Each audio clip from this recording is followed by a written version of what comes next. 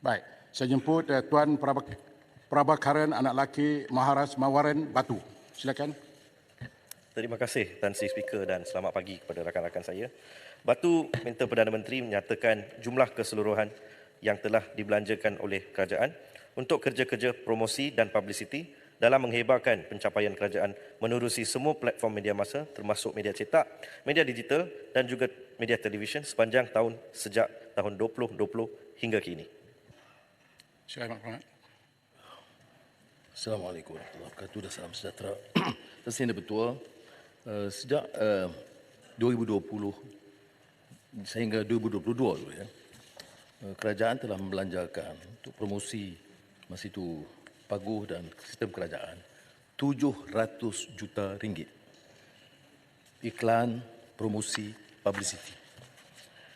Ini bermakna hampir lebih 500 juta ringgit dibelanjakan semasa paguh dan selebihnya oleh BERA.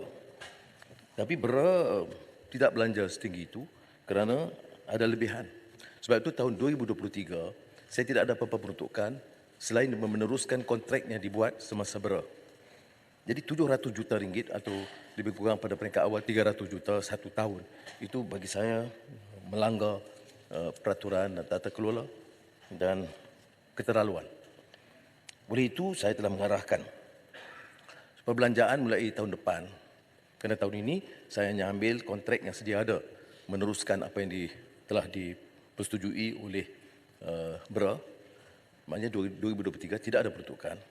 Dan untuk 2024, saya telah mengarahkan supaya Kementerian Keuangan tidak meluluskan lebih daripada 100 juta ringgit ketimbang jumlah sekitar 300 juta ringgit yang dibelanjakan terdahulu.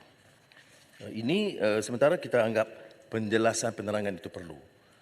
Saya tidak fikir kerajaan harus dibebankan dengan iklan dan publicity tambahan untuk promosi selain daripada program-program kita turun ke bawah menyantuni rakyat dan menerangkan melalui media massa termasuk media sosial. Batu, silakan. Terima kasih Yang Amat Berhormat Perdana Menteri atas jawapan dan sungguh shocking dengan izin. 1 tahun boleh habiskan 300 juta untuk publicity. Mohon Perdana Menteri menjelaskan sekiranya peruntukan komunikasi dikurangkan. Apakah langkah yang diambil kerajaan dalam memastikan rakyat memahami dasar kerajaan, khususnya ekonomi madani dan belanjawan madani? Terima kasih. Silakan Menteri.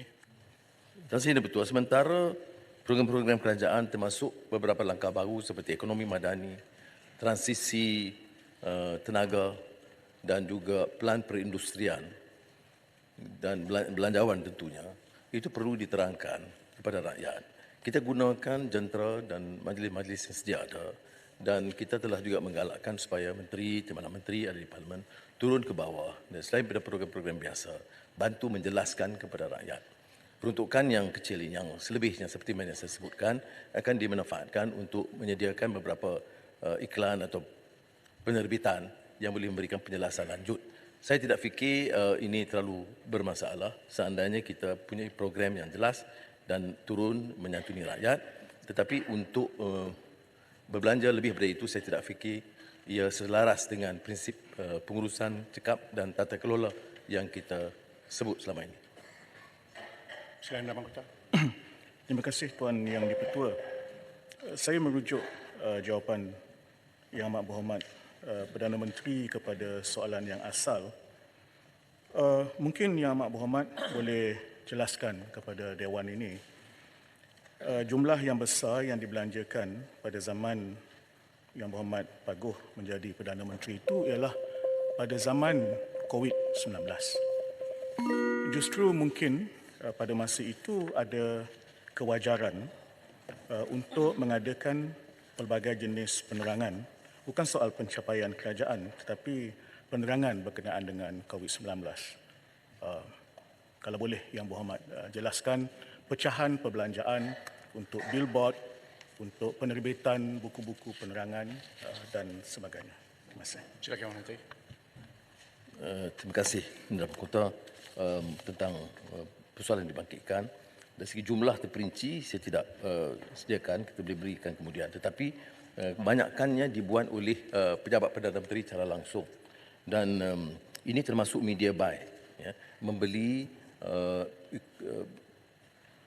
iklan atau menentukan membayar kepada media-media tertentu supaya mempromosi Perdana Menteri selain daripada kerajaan. Kemudian termasuk publicity, memastikan billboard dan sebagainya diedarkan untuk kebanyakan ini juga untuk promosi Perdana Menteri. Tetapi saya akui ada mungkin termasuk juga menerangkan beberapa program kerajaan termasuk semasa COVID yang juga saya singgung dalam jawapan tadi. Satu lagi, Ketua. Silakan. Okey, terima kasih, Ketua. Terima kasih, Tambun. Saya meneliti dengan jelas apa yang dijawab oleh Tambun berkaitan dengan soalan pertama daripada Batu. Soalan saya, berapa banyakkah perbelanjaan yang telah dikeluarkan oleh kerajaan bermula daripada PMX ambil alih kerajaan sehingga sekarang berkaitan dengan mempromosi Malaysia Madani. Kan saya lihat di tepi jalan, saya pergi ke Kuala Selangor, yang betul, berarti sepanjang jalan, setiap 1 kilometer ada gambar berhenti tepi jalan. Berapakah belanja yang diperuntukkan untuk hal tersebut? Terima kasih, Ketua. Terima kasih. Seperti yang saya sebut, billboard yang ada itu adalah dalam perjanjian pada tahun 2022 dengan BERA. Saya tidak ada perjanjian baru. Perjanjian itu adalah untuk promosi sama ada Perdana Menteri dan iklan dan program itu diteruskan berdasarkan perjanjian 2022 kerana 2023 tidak ada peruntukan baru. Dan itu harus jelas. Billboard itu hanya menggantikan apa yang telah ditandatangani foto BERA dengan foto Tambun. Itu saja. Tetapi ini bukan peruntukan baru kerana 2023 tidak ada peruntukan baru kerana hanya meneruskan apa yang BERA tidak meterai dalam perjanjian tapi tidak membelanjakan. Baik. Saya jemput seterusnya Tuan Wan Ahmad Faisal bin Wan Ahmad Kamal Macang. Silakan. Terima kasih Tan Sri Yang Di-Pertua. Soalan saya baca ya. Silakan. Minta Yang Berhormat Perdana Menteri menyatakan apakah pendirian kerajaan berhubung tindakan terkini Dewan Perwakilan Amerika Syarikat House of Representatives yang meluluskan rang undang-undang pencegahan pembiayaan antarabangsa Hamas untuk mengenakan sekatan terhadap pihak luar yang menyokong Hamas serta pergerakan jihad Islam Palestin. Silakan, Menteri. Betul. Kerajaan tidak mengiktiraf mana-mana keputusan, mana-mana negara, termasuk Amerika Syarikat, yang mengenakan sekatan atau sanction secara unilateral. Kita hanya mengiktiraf keputusan Majlis Keselamatan Bangsa-Bangsa Bersatu yang dibuat apa yang disebut sebagai multilateral. Jadi tentunya kita pertama tidak bersetuju dengan cara dan dibuat oleh Amerika Syarikat. Keduanya, dia tidak mempengaruhi dasar dan keputusan kita. Dan sepanjang semalam, saya menghubungi beberapa negara, sahabat dan negara Islam yang memberikan pendirian yang sama bahawa kita tidak mengiktiraf. Ya. Sebab itu, soal pertama, hubungan dengan Hamas kita teruskan dulu dan sekarang. Dan kita tidak menganggap menghukum Hamas sebagai badan pengganas. Dan kita beri pembandingan dan rasional yang jelas seperti mana juga Mandela dan ANC yang dijajah melalui program apartheid dan di sini Palestin yang dijajah dengan dasar apartheid, dengan ethnic cleansing dan sekarang dengan genocide. Jadi oleh demikian, apa yang berlaku adalah hak legitimate yang sah perjuangan rakyat Palestin dan itu menjadi dasar kita. Malah saya dengan izin menambah bahawa walaupun kita tidak perakui statut Rome, maknanya kita tidak boleh bawa kes ini kepada International Criminal Court, tetapi arahan kita jelas. Kita akan memberi sokongan pada mana-mana negara termasuk Palestin dalam membawa kes Palestin dan penjajahan dan kezaliman dan penindasan ke atas rakyat Palestin. Ya. Seperti mana dalam kes Rohingya, ya, walaupun kita tidak ada hak bawa. Tetapi selain dari itu juga kita ada tindakan dengan International Court of Justice. Ya. Ada maaf, yang Rohingya itu International Court of Justice. Kita mampu meneruskan dalam International Court of Justice di bawah pentadbiran saya. Tengok supaya jangan Ketua Dewan Ulama guna harakah mengkaitkan saya dengan Israel. Itu satu kenyataan yang biadab yang melanggar tata suara. Fitnah yang guna serban tidak sah dan saya bantah sekeras-kerasnya. Kalau diulang, saya akan ambil tindakan keras terhadap sesiapa yang menggunakan itu. Ini yang saya sebut membina mahligai atas pusara. Orang mati dan kita kerja setiap hari. Bawa kes ini, minta OIC adakan sidang. Bawa China, Rusia, Brazil dan Ireland, Bolivia, bincang dengan Kishida, Jepun, dengan Rutte, Netherlands dan minggu ini dengan naib Presiden China. Tapi sewenang-wenang berikan hukuman biadab dan kurang ajar untuk baik, saya nak sebut ni ICJ. Ini bawah saya sebagai Perdana Menteri. Bulan Julai 23. Julai 2023. The Hague. Ya. Isu rakyat, isu hak Palestin dibawa. Dan kita Malaysia walaupun tidak membawa, menyokong apa yang diambil oleh Palestin, membuat kenyataan, memberi bukti, menyokong tindakan Palestin. Bila? Julai 2023. Faham sikit dalam hal ini. Jangan permainkan sebagai bahan politik. Pada kerana hal ini, semua tak kira parti harus bersama memberikan sokongan supaya rakyat Malaysia dan dunia tahu Malaysia satu suara menyokong perjuangan rakyat Palestin. Baik. Dan ini pendirian yang dibuat supaya jelas kepada kita. Ya. Macam walaupun saya katakan tadi, ya, Amerika buat keputusan, itu unilateral. Kenyataan kita tidak bersetuju. Keduanya tidak mengesankan. Dan saya dah beritahu, saya tidak terima apa-apa urutan. Tidak akan menerima kalau bila ada urutan. Termasuk ini.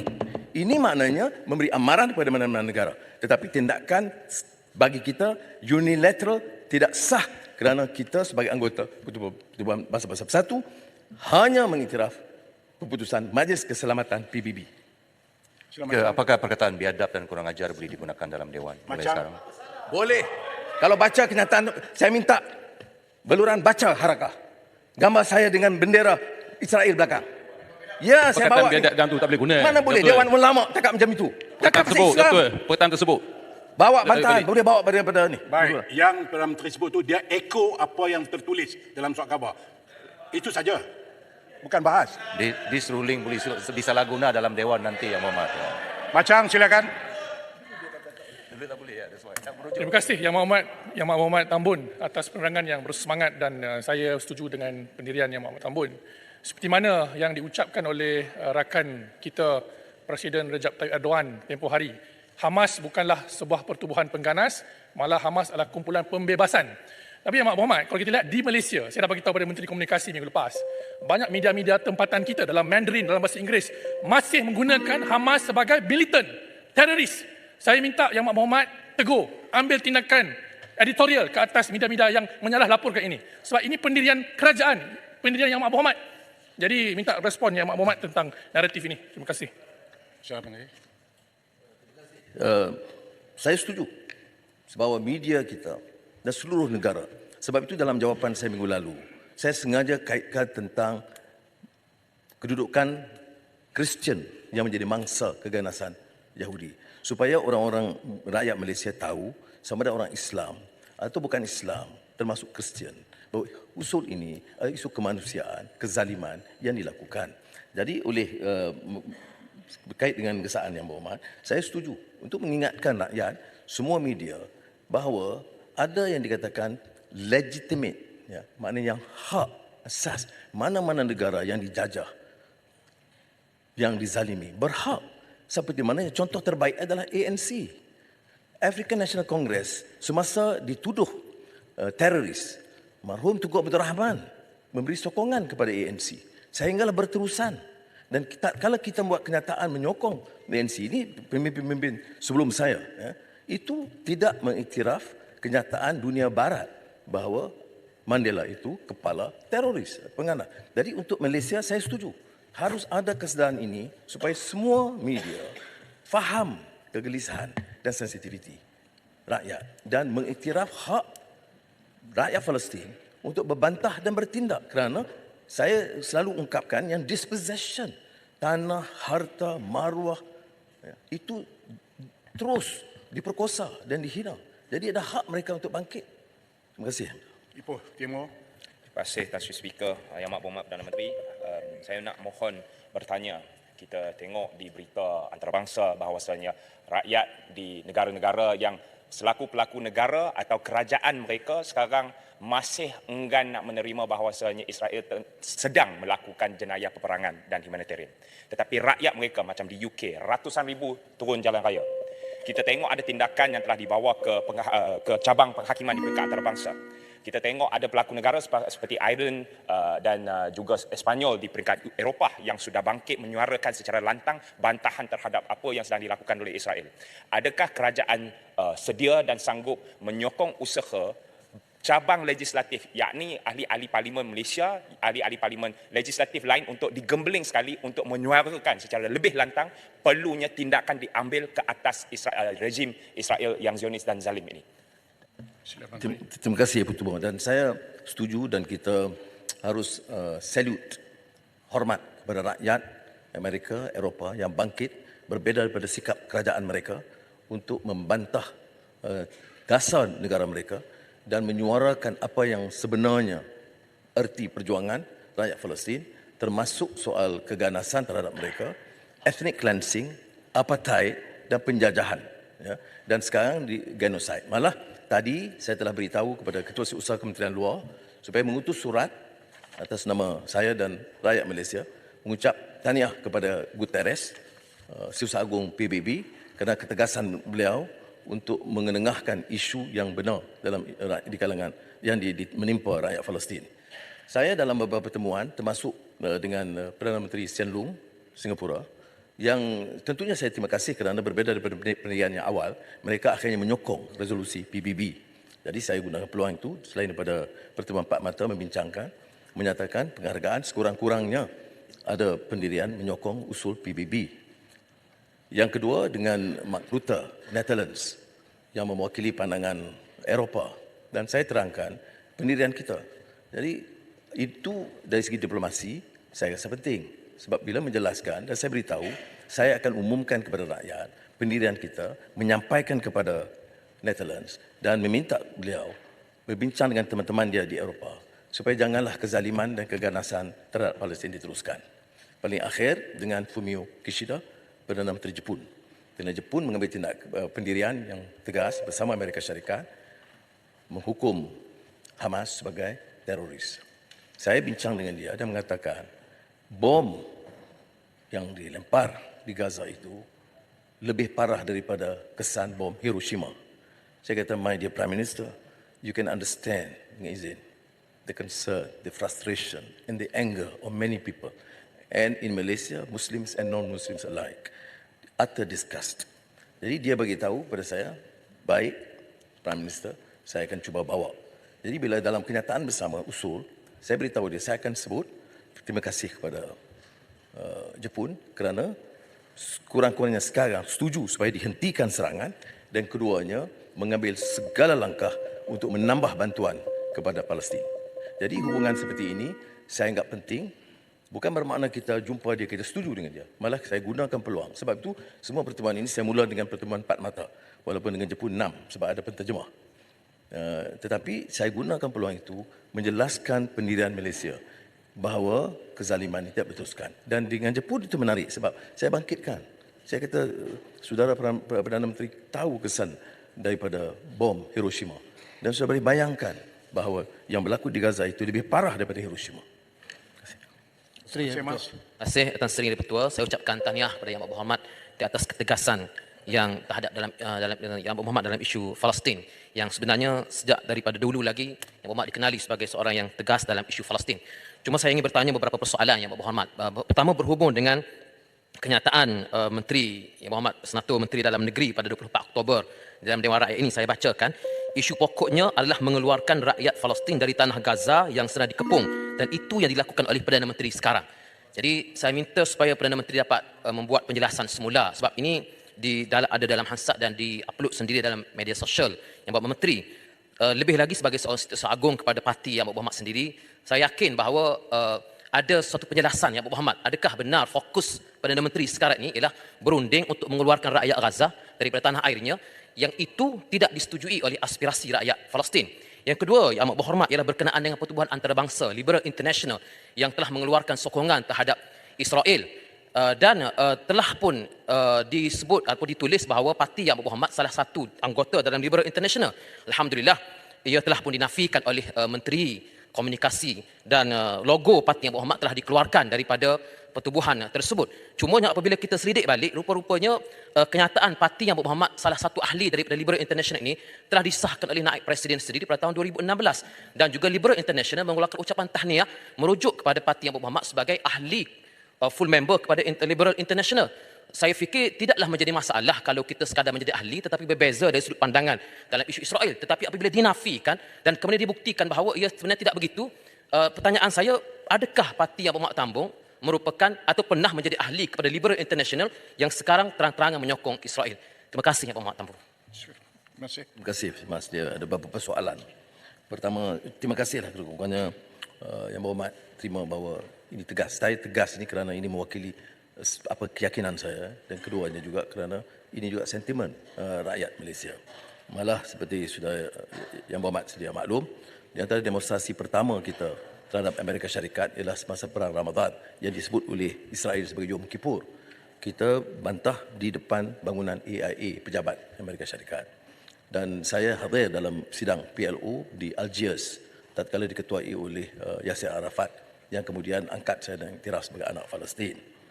Tapi ini bukan soal sentimen, ini soal keterlanjuran yang berterusan, dan kita yang melihat liputan media setiap malam itu tidak dapat menahan lagi perasaan tersentuh dengan apa yang berlaku itu. Dibangkitkan dengan beberapa negara, saya hubungi semalam.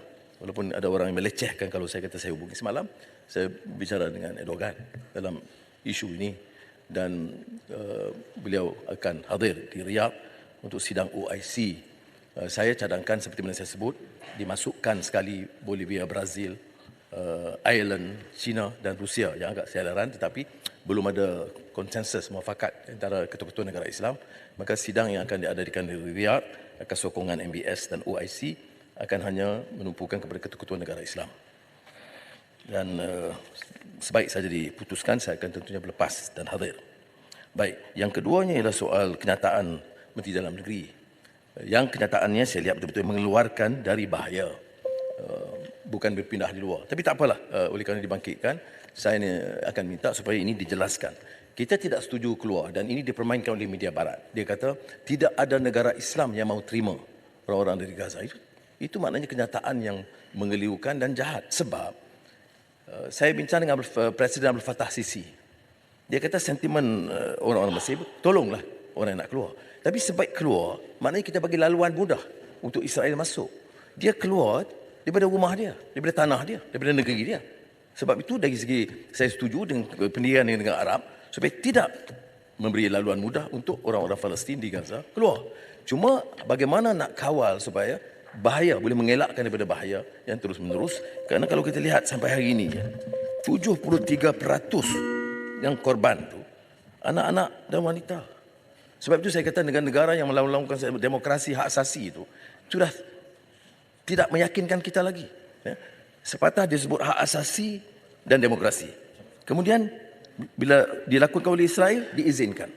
4,800 anak-anak kecil, 2,509 wanita daripada jumlah 9,914. Dan saya fikir dalam beberapa hari akan cecah 10,000. Ini Holocaust yang berlaku terhadap rakyat Palestin. Baik, soal Liberal International. Yang Muhammad boleh semak. Kita tidak pernah menjadi anggota. Kita jadi pada peringkat awal associate. Tetapi oleh kerana ada beberapa keputusan mereka, termasuk mengiktiraf LGBT dan pendirian Israel, kita tidak menjadi ahli. Saya harap jangan dipolitikkan. Saya hadir dalam Liberal International Conference. Ini maklumat baru di Cairo. Saya memberikan ucap utama. Tetapi pada masa itu, selain daripada wakil kerajaan Mesir, masa itu Husni Mubarak, Timbalan Menteri hadir, juga Aiman Nur, seorang ketua pembangkang yang menjadi calon presiden melawan Husni Mubarak, dan wakil Ikhwan, Muslim Brotherhood.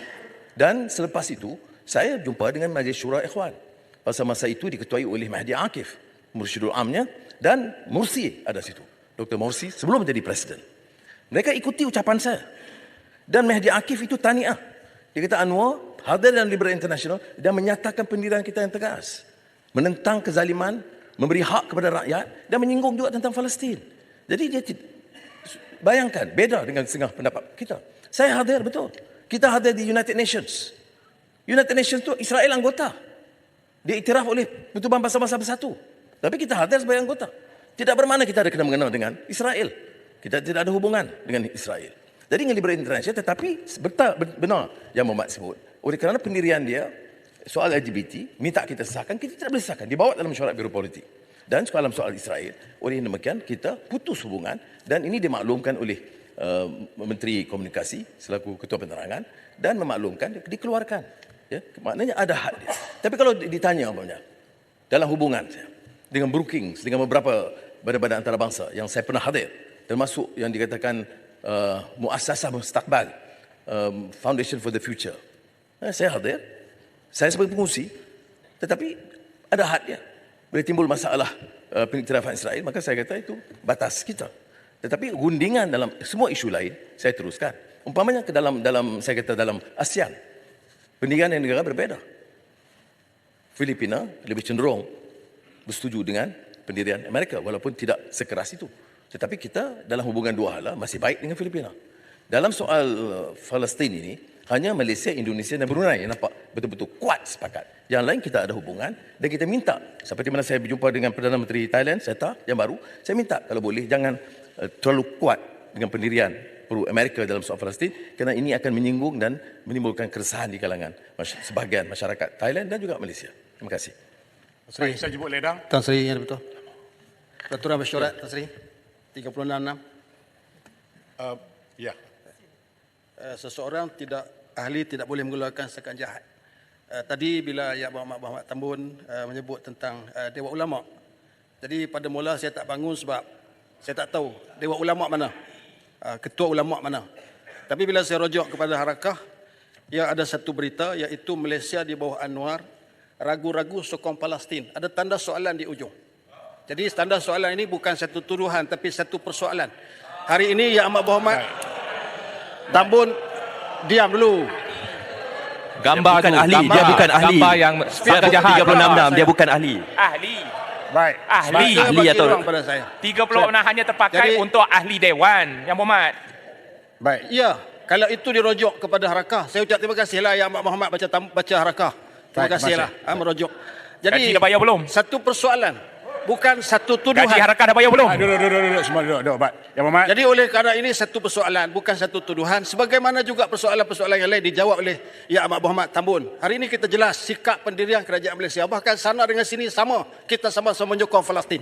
Jadi istilah tuduhan yang disebut sebagai biadab kurang ajar, saya minta Yang Amat Berhormat Tambun tarik baliklah. Ini di hadapan saya. Baik.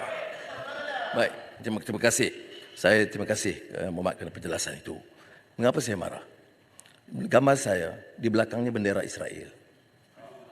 Jadi Yang Berhormat harus faham. Ya. Yang Berhormat pun rasa keras marah dengan Israel. Saya pun begitu. Jadi bila dibuat begitu, walaupun tidak ada captionnya, itu saya rasa Harakah boleh betulkan. Tak apa nak tegur saya, nak marah saya, nak kritik saya dan soal-soal lain, saya terima dengan baik. Tapi yang ini jangan. Jadi kalau penjelasan yang dibuat begitu, saya ucap terima kasih. Kita move on sajalah. Terima kasih. Baik, saya terus Ledang. Terima kasih Tan Sri Speaker, tak sangka ada peluang lagi. Saya ucapkan terima kasih kerana peluang ini diberi. Sebenarnya pertama saya nak sebutkan pandangan ringkas saya sebegini saja. Sebenarnya kita bersama dalam isu Palestin. Kita nak memperjuangkan nasib dan rakyat Palestin. Kita tahu keadaan sangat getir, hampir 10,000 telah meninggal dan ramai kanak-kanak terutamanya. Jadi saya harap daripada kalangan kedua belah pihak, kita hapuskan tularan-tularan yang tak perlu ini. Hapuskan, elakkan terus ya, dan tumpu kepada usaha untuk bantu rakyat Palestin dengan apa cara sekalipun. Terima kasih. Silakan. Terima kasih Muhammad Ledang, saya setuju kerana dalam hal ini saya tidak pernah menyinggung PAS. Kerana saya tahu pendirian PAS sebab sejak zaman Burhanuddin Al-Hilmi sampai terus sangat konsisten dalam soal Palestin. Jadi saya dalam hal itu tidak mahu berbalah dalam soal ini kerana derita yang ditanggung oleh mereka itu tidak pernah berlaku separah ini dalam sejarah. Jadi marilah kita bersama untuk membawa idea dan tindakan supaya dapat meleraikan atau mengurangkan beban mereka. Terima kasih.